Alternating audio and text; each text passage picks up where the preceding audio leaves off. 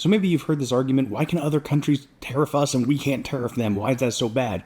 Aren't these just reciprocal tariffs? The answer first off is no. These aren't reciprocal. The Trump tariffs are based on a trade deficit calculation, and an incorrect one at that, making them 4 times larger than the ones that they wanted to do in the first place. But they have nothing to do with the actual tariff rates that these countries charge us. And Trump conveniently leaves out that in most cases, we do already charge tariffs to these countries in specific industries. Let's start by giving the example of one of the countries that has already come to the table to negotiate, Vietnam. Vietnam is a country that we give MFN status to, which is most favorable nation. Under the World Trade Organization rules, that means that we treat each other as equals in a trade agreement, but we don't have full-on free trade.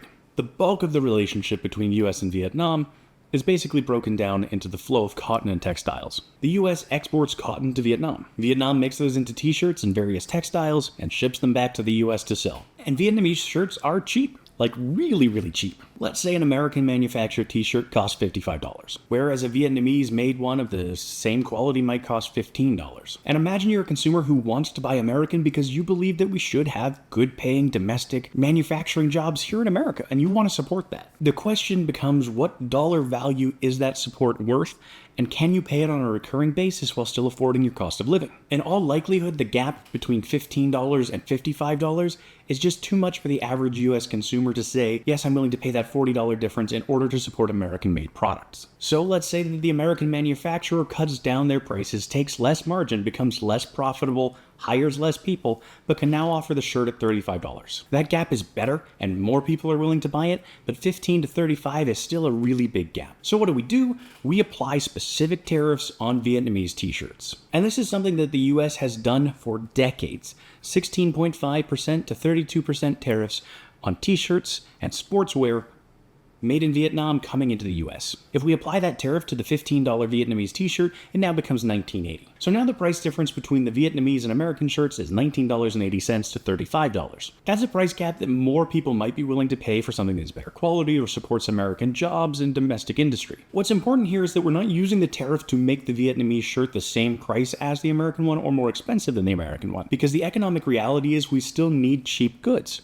America is a consumption economy with stagnant wages, low-income earners, and a high demand for consumption. If overnight we switched entirely to US manufactured goods, which we can't, the cost of living would be unsustainable for the average American consumer, leading to mass bankruptcy. So not only did we already tariff Vietnam, and at rates higher than Vietnam tariffs America, but the point is that these tariffs were strategic. We use tariffs to protect American interests when A, we make that product here in America, B, there are foreign alternatives flooding the market with cheap prices that Americans can't compete with, and C, we want to preserve that domestic capacity either for economic or national security reasons. We use those tariffs to close the gap on competition while still allowing there to be an economic diversity of goods. What we don't do is tariff things that we don't make. A great example of this is coffee. Nowhere in America, except for some boutique greenhouses in Hawaii and California making small batch coffee, can produce coffee beans, especially not at the scale of American consumption. We just don't have the climate for it. So if we slap a 30% tariff on coffee beans, what does that mean? It means you as the US consumer, if you want to keep drinking coffee, have to pay 30% more.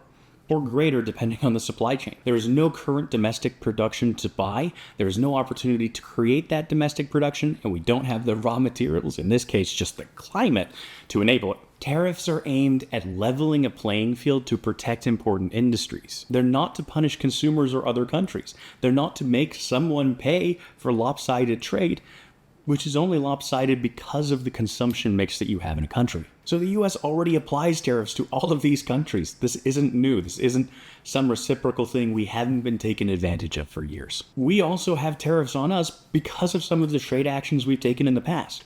For example, the United States subsidizes US farmers to grow soybeans because of the amount of soybeans we can sell to China. In certain years, China doesn't buy all of the soybeans we produce, and we have a surplus.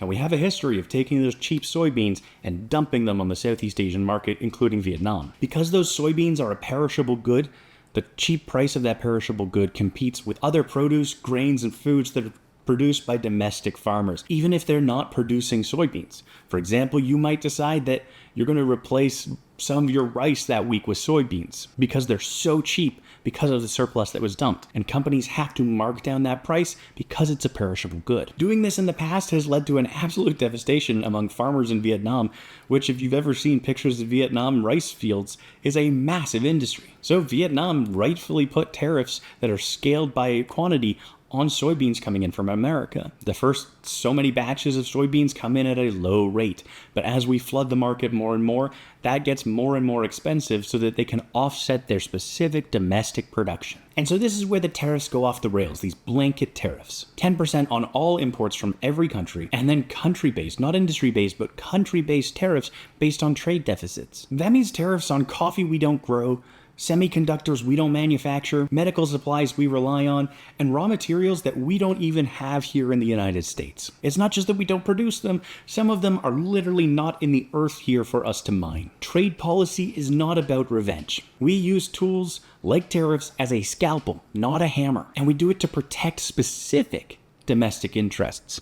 And the reality is not every industry needs protecting. Not every industry is one that the US wants to hold on to. When we're talking about some of these manufacturing jobs, a non-union auto worker in America makes an average of $18 to $19 an hour, is capped at 30 hours a week, and has minimal benefits. That might be good labor for some, but if we look at the average American income, it is well below the average standard. And we might want to enable better opportunities in the US, even if it's in manufacturing. And so if a good or service cannot be produced in the United States in a way that it makes a good paying job, we don't want it. Because the reality is, if we don't have things that produce good paying jobs, that means there are more people just above the poverty line. They don't have discretionary spending adding to the economy, and we need to have increased social programs and social protections to make sure these people don't fall through the cracks. Low income jobs end up costing the American economy more than a higher paying alternative. So why can other countries tariff us, but people make a big stink about these Trump tariffs? Well, first off, we already tariffed them. These aren't reciprocal. Second, there's a big difference between the precision tariffs that we use to protect domestic interests and these blanket tariffs, and there's a large difference between the industry mix and the consumer profile mix of other countries versus the US, which is the highest concentration of high-paying jobs, high-income consumers, and consumption per capita in the world. So why is this time different? Because it's literally different in every possible way, and it's a bad idea.